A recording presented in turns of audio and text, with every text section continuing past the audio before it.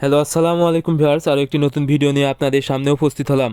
আজকের ভিডিওতে মূলত আমি আলোচনা করব আপনারা যারা কবুতর পালন করেন এই কবুতর থেকে সঠিক সময়ে ডিম নিতে, এবং যদি কবুতর ডিম দেওয়া বন্ধ করে দেয় সেক্ষেত্রে কবুতর যেন ডিম দেয় সেক্ষেত্রে আপনারা কি করণীয় বা কি ওষুধ বা কি খাবার খাওয়াবেন। আপনারা অনেকেই কিন্তু শখ করে কবুতর পালন করে থাকেন, কিন্তু অনেক সময় দেখা যায় কবুতর কিন্তু সঠিক সময়ে ডিম দেয় না, বা ডিম একবার বা দুইবার দেওয়ার পরে কিন্তু ডিম দেওয়া বন্ধ করে দেয়। সেক্ষেত্রে আপনারা সঠিকভাবে বাচ্চা পান না বা ডিমও পান না। এজন্য আপনাদের কবুতর খাবার খায় কিন্তু আপনারা আর্থিকভাবে ক্ষতিগ্রস্ত হয়ে যান বা লাভ করতে পারেন না। তবে আপনারা যদি কিছু বিষয় সতর্কতার সাথে দেখতে পারেন বা সতর্কতার সাথে কিছু খাবার খাওয়াতে পারেন, আশা করি আপনাদের কবুতর সঠিক সময়ে ডিম দিবে। বা যদি ডিম দেওয়া বন্ধ করে দেয় তাহলে কিছু খাবার যদি খাওয়াতে পারেন, আশা করি আবার ডিম দেওয়া শুরু করবে।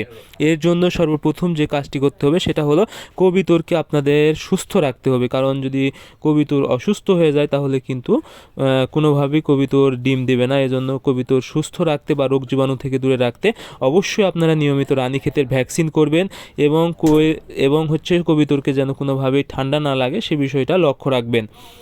আরেকটি বিষয় সেটা হলো কবুতর যেন সুন্দর পরিবেশে চলাফেরা করতে পারে, যথেষ্ট পরিমাণ আলো বাতাস লাগতে পারে সে বিষয়ে অবশ্যই খেয়াল রাখবেন। আর খাবার হিসেবে আপনাদেরকে অবশ্যই সতর্কতা অবলম্বন করতে হবে। কবুতরকে যে কোনো খাবার দেওয়া যাবে না।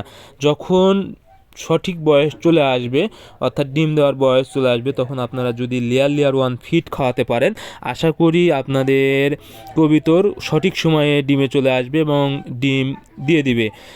আর ওষুধ হিসেবে আপনারা অবশ্যই মাল্টিভিটামিন দিবেন। আর যখন দেখবেন কবুতর ডিম দেওয়া বন্ধ করে দিছে তখন অবশ্যই আপনারা ওষুধ হিসেবে ইসেল খাওয়াবেন, ভিটামিন ই সিলিনিয়াম। এই ওষুধটা ডিম তৈরির জন্য অনেক ভালো কাজ করে, এবং ডিমের ছাঁচি তৈরিতে এই ইসেলটা অনেক ভালো কাজ করে।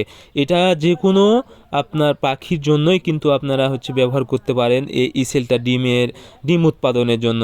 আর অবশ্যই ক্যালসিয়াম ব্যবহার করবেন বা এডি ব্যবহার করবেন, কারণ ক্যালসিয়াম এডি ডিমের খোসা তৈরিতে অনেক ভালো কাজ করে। সেক্ষেত্রে আপনারা যদি এই ওষুধটা নিয়মিত ব্যবহার করতে পারেন, ক্যালসিয়াম এডি এবং ইসেল, আশা করি আপনাদের কোয়েল পাখির শরীরে ভিটামিনের কোনো ঘাটতি হবে না এবং ডিম উৎপাদনে কোনো প্রবলেম হবে না।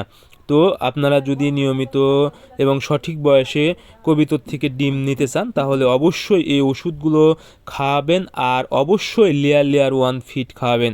আশা করি আপনাদের কবুতর সঠিক সময়ে ডিম দেবে এবং ডিম দেওয়া কখনোই বন্ধ করবে না। সো আজকের ভিডিও পর্যন্তই। আপনারা আমাদের পরবর্তী ভিডিও পেতে অবশ্যই চ্যানেলটি সাবস্ক্রাইব করবেন। ধন্যবাদ সবাইকে। আল্লাহ।